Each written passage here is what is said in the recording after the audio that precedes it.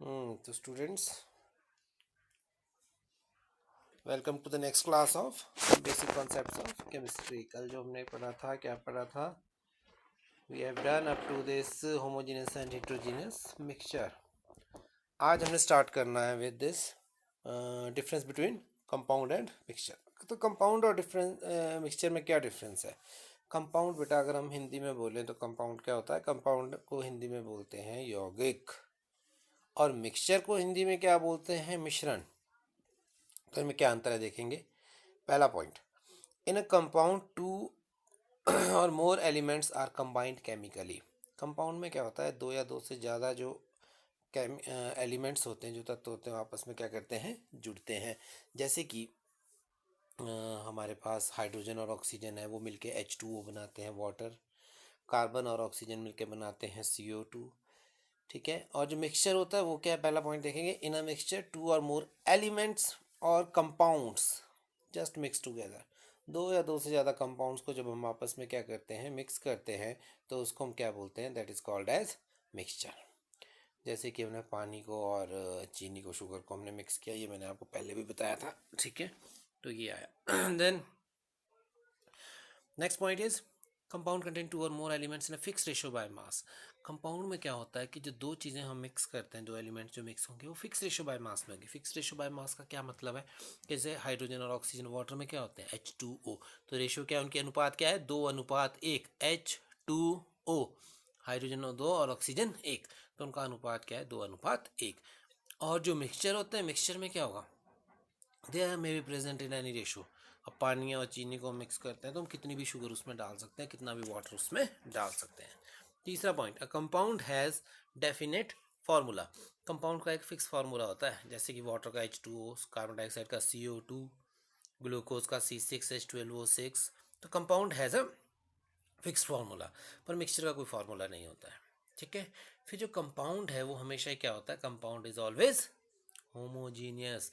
Homogeneous का मतलब क्या है? कि हमने पहले भी पढ़ा था कि होमोजीनियस का मतलब होता है समांगी, एक जैसा होता है वो, उसकी कंपोजिशन हर जगह एक जैसी होगी।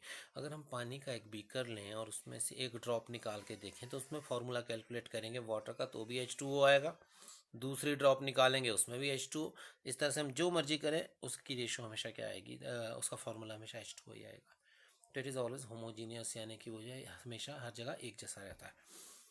जबकि मिक्सचर जो है होमोजीनियस भी हो सकता है और हेट्रोजीनियस भी हो सकता है, यानी कि इट कैन बी होमोजीनियस और हेट्रोजीनियस, समांगी भी हो सकता है और विषमांगी भी हो सकता है।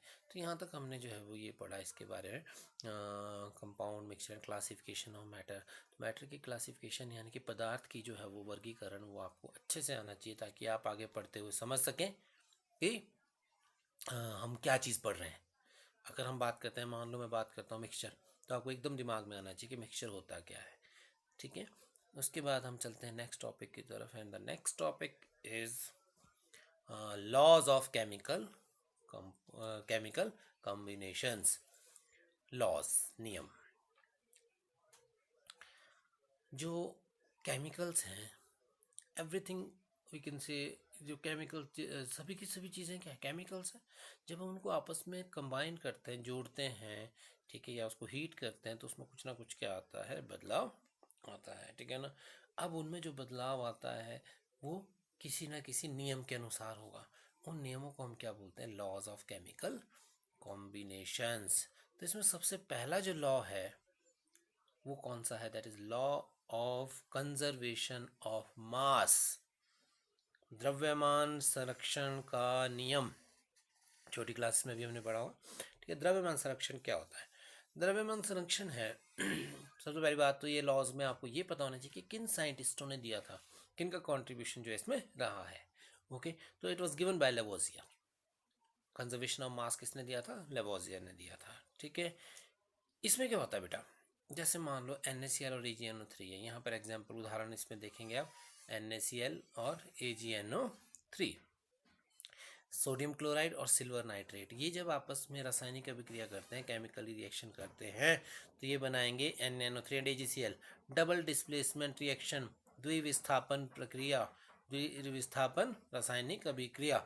इसमें देखो जो यहाँ का सोडियम था वो यहाँ के NO3 के साथ जुड़ गया और जो यहाँ का Cl था वो Ag के साथ जुड़ गया, तो ये बना।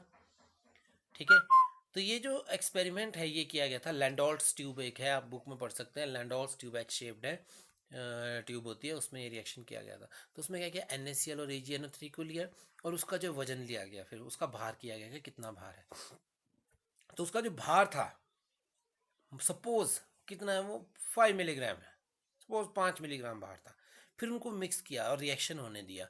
रिएक्शन जब हुआ तो ये रिएक्ट करके क्या बना रहे थे, NaNO3 एंड AgCl। ठीक है, तो NaNO3 एंड AgCl बना। तो सिल्वर क्लोराइड के प्रेसिपिटेट्स बनते हैं, मतलब कि उसमें क्लाउडीनेस जैसी आती है, डर्टीनेस जैसी आती है। तो जब वो क्लाउड्स बनने बंद हो गए, इसका मतलब रिएक्शन जो है पूरा हो चुका है। फिर इसमें क्या बचा ट्यूब में, पहले NaCl और AgNO3 थे, अब क्या बचा, सिर्फ NaNO3 एंड AgCl। फिर उसका जो फिर से वजन किया गया, तो उसका वजन फिर से किया गया तो कितना आया, 5 मिलीग्राम ही आया। दैट मीन्स कोई भी प्रक्रिया हो, चाहे फिजिकल, चाहे केमिकल, चाहे भौतिक, चाहे रासायनिक, उसमें जो रिएक्टेंट्स का यानी कि जो अभिकारक होते हैं उनका मास हमेशा किसके इक्वल रहेगा, प्रोडक्ट के इक्वल रहेगा। यानी कि मास कहीं पर भी इनमें खत्म नहीं होगा। This is called as law of mass, conservation of mass. Then second law पे आते हैं, लॉ ऑफ कांस्टेंट कंपोजिशन। इसमें उदाहरण लेंगे, देखो नीचे ये जो एग्जाम्पल्स है, 3 एग्जाम्पल्स हमारे पास हैं, 1 2 3। These 3 examples are reactions for preparation of carbon dioxide. Carbon dioxide को हम किस किस ढंग से बना सकते हैं, ये हमारे पास वो मेथड है। सबसे पहला मेथड है that is carbon plus oxygen gives carbon dioxide, C+O2 gives CO2। Second है कैल्शियम कार्बोनेट को हीट किया, कैल्शियम कार्बोनेट चूने के पत्थर को गर्म किया तो क्या बना, कैल्शियम ऑक्साइड और कार्बन डाइऑक्साइड। वैसे सोडियम बाइकार्बोनेट को हीट किया तो उसने बनाया sodium carbonate, water and carbon dioxide. इन तीनों मेथड्स में हमारे पास क्या बन रहा है, कार्बन डाइऑक्साइड बन रहा है। क्या बन रहा है, कार्बन डाइऑक्साइड। पर किसी भी मेथड में कार्बन डाइऑक्साइड का फॉर्मूला जो है चेंज नहीं हुआ। That formula will remain as CO2। यानी कि हम किसी भी कंपाउंड को जिस मर्जी मेथड से बना लें, ठीक है, this law was given by Joseph Proust 1799 में। हम किसी कंपाउंड को जिस मर्जी मेथड से बना लें, उसमें जो है ratio of elements that will remain same. जैसे कार्बन डाइऑक्साइड में CO2 ही रहा, तो ये देखो नीचे यहाँ पर CO2। कार्बन का भार कितना होता है बेटा, परमाणु द्रव्यमान होता है 12, ऑक्सीजन का होता है 16। अनुपात निकालेंगे, कार्बन 1 है तो कार्बन 12 अनुपात 16, ऑक्सीजन 2 है, एक का भार कितना है 16, तो 2 का कितना हो गया 32, तो 12 अनुपात 32, 12 अनुपात 32। इसको काट के इसका अनुपात आया 3 अनुपात 8। तो इसका अनुपात मतलब कंपाउंड में जो तत्व हमारे पास मिलते हैं उनका अनुपात हमेशा क्या रहता है, सेम रहता है। इसको बोलते हैं बेटा लॉ ऑफ डेफिनेट प्रोपोर्शन।